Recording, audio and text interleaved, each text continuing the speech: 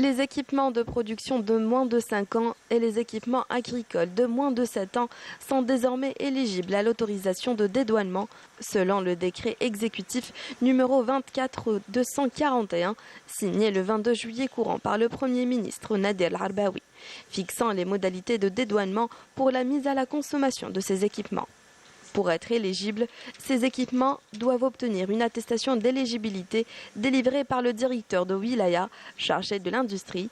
Les conditions incluent l'immatriculation au registre de commerce, la possession d'une carte professionnelle d'agriculteur, une activité de production ou agricole en lien avec les équipements. Les chaînes ou équipements de production ainsi que les matériels agricoles doivent être évalués par un organisme de conformité accrédité par Algérac ou un organisme étranger reconnu.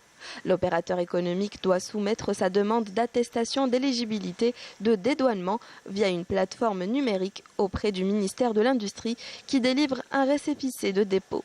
Toute réserve éventuelle est notifiée dans les 30 jours suivant le dépôt de la demande et l'opérateur économique dispose de 30 jours pour y remédier.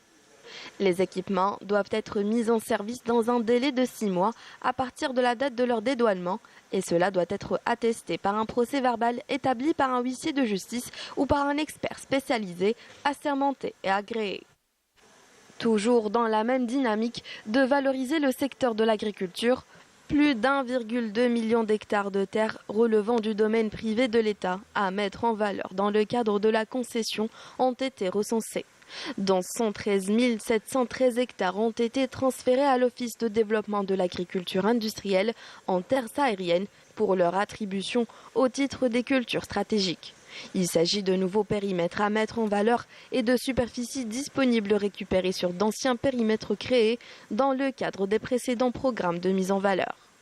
Cette approche consiste à trouver le porteur du projet qui rentre dans la réalisation des cultures stratégiques telles que le blé dur, le blé tendre, la betterave sucrière, le maïs grain, le maïs fourragé.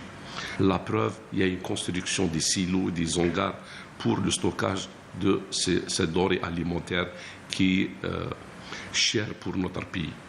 Depuis le lancement de la plateforme numérique de l'Office national des terres agricoles, plus de 6 600 hectares de terres ont été attribués à près de 180 agriculteurs pour des projets d'investissement.